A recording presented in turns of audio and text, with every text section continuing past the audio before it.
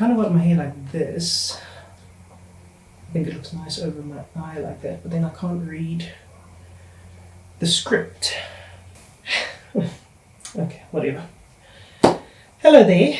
So this is clearly not a travel video in the style that I've made before. The last few months, I've been relying heavily on some old archive footage to put together snapshots and stories of past travels, such as my 2017 train trip in Scotland on the Jacobite steam engine, because unless you've been living under a rock for the past year or so, there's been a massive pandemic ravaging all of human civilization, and not unsurprisingly, it has done a number on our collective ability to travel, mine included. I still have plenty of archive footage left, so in the coming weeks and months, expect some snapshots of Cape Town, the Golden Gate Highlands National Park, and Stockholm in Sweden. But since we don't know how long this pandemic is going to be with us, I thought that this format, which is now so popular among YouTubers, the talking head, would be a quick and easy way to put content out there without running through all of my existing footage. But more importantly, I think, it allows me to speak to the social and political issues as they pertain to travel as members of the LGBTI community. And what better way to start than the COVID-19 pandemic? I know, I know you are sick and tired of hearing about COVID-19. I am too, but we are now approaching more or less 1 year since things started getting really bad at the global scale. So I figured it would be an important thing to touch on, at least initially, and then we'll move on in future episodes to much more interesting things, I promise. But before that, I do want to say I'm new to making this kind of video. If you want to see more of it, leave a comment below, like, subscribe, share, you know the drill.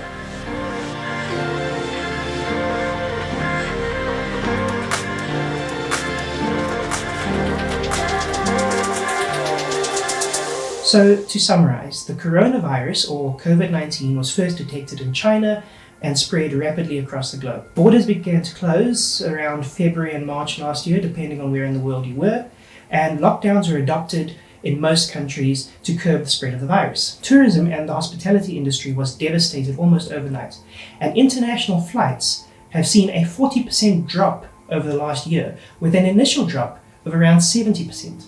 What few flights do still cross continents often have erratic and untrustworthy schedules, given the ever-changing status of the pandemic.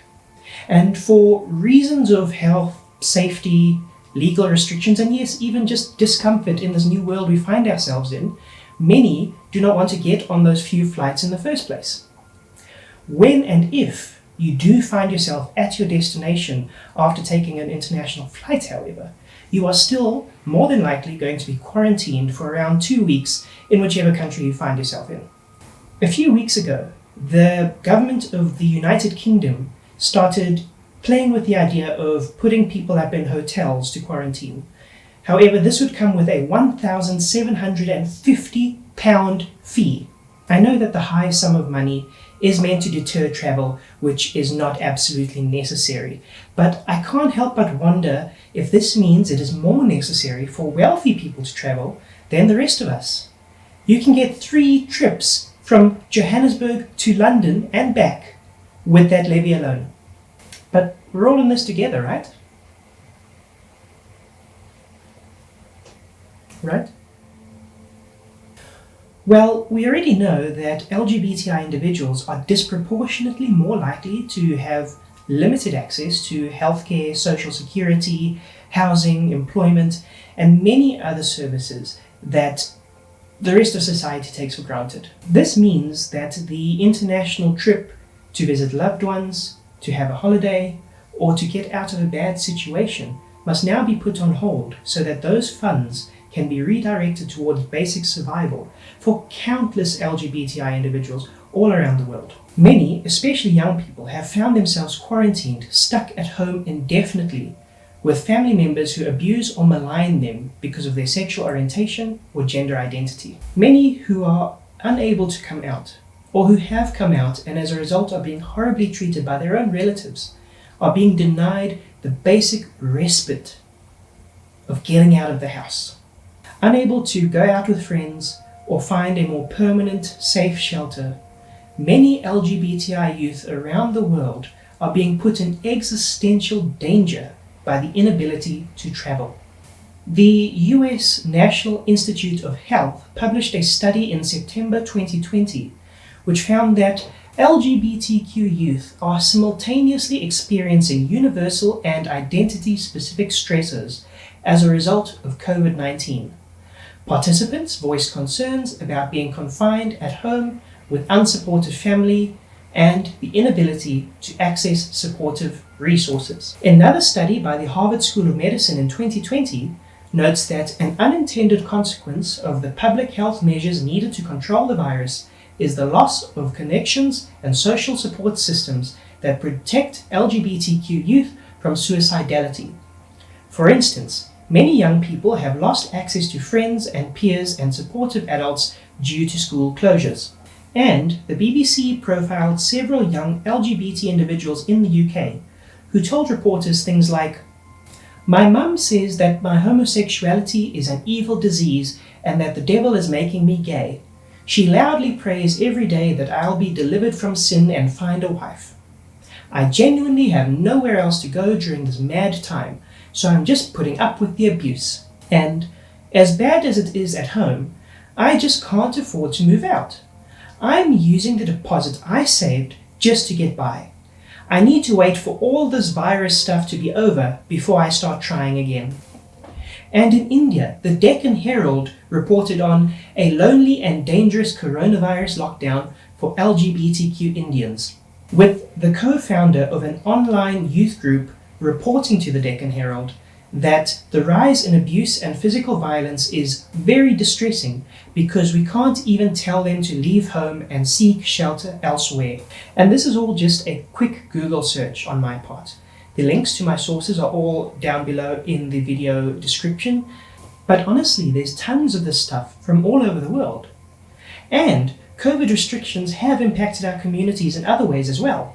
International trade has slowed down to a crawl, which means that medications like hormones, which many transgender people need and use, can be affected. A few months ago, I was lucky in... I'm just realizing this shadow from a very sharp light I've got that side. A few months ago, I was lucky enough to facilitate a webinar on amplifying trans and gender diverse voices in Southern Africa. And I spoke to an activist from the People's Matrix, an NGO in Lesotho, who told me that the testosterone that many trans people in that country need had dried up, vanished, because Lesotho is completely surrounded by my own country, South Africa. And when the borders closed, so too did all but the most essential trade. It is atrocious and frustrating that the medication that so many trans people rely on, the testosterone, the estrogen, is not considered essential. But it's hardly surprising.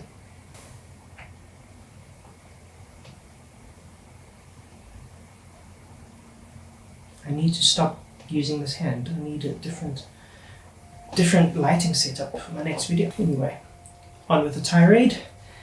In South Africa, the Department of Home Affairs has, under most levels of the COVID-19 lockdown, prohibited all gender-affirming services. I cannot amend my gender marker or my name on my ID document, my passport, my driver's license, or anything like that. And it is understandable that the department would need to protect its own staff from catching the virus. But again, it is frustrating, but not at all surprising, that our needs are not considered essential. A group of activists, myself included, engaged last year with the Department of Home Affairs to try and get them to lift the ban, as it were, and allow these vital services for our community once more. They were quite adamant that the services offered under the COVID-19 lockdown would not change. Now, I understand it's easy to think that maybe it's not essential to amend the documentation of a few trans people, given the scale of the crisis all of us face. But I can't help but feel that if it was an official from the Department of Home Affairs standing at an airport with security doubting that the documentation they provided was really theirs, maybe I could change this passport a lot more quickly.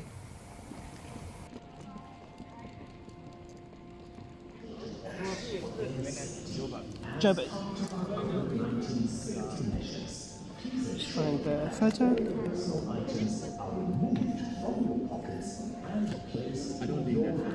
It is me. Yeah.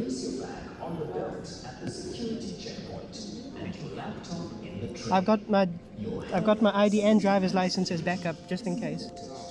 As I speak, the vaccine rollout to curb the spread of the COVID-19 pandemic is well underway in many countries. But this pandemic will not be the last that humanity faces. The very ease with which we can travel to the far corners of the world will give future viruses the best opportunities they've had in our history as a species to spread to all corners of the globe once more. I hope that we will learn from our mistakes, that we will implement a more robust healthcare system and have more transparent cooperation between countries. But any tool that we employ to address a future pandemic must be holistic in nature. LGBTI people are not more vulnerable due to any specific factor of COVID-19. We are more vulnerable because the social systems that have been put in place make it so. It took decades for the governments of the world to take the HIV/AIDS pandemic seriously, because it was seen for a long time as something that only affected gay men. As long as some people are seen as unequal and have unequal access to healthcare, housing, education, legal recognition, then any response we have as a society to disease will also be unequal. And as long as that is the case, this beautiful world of ours that I so desperately want to explore will struggle to contain disease.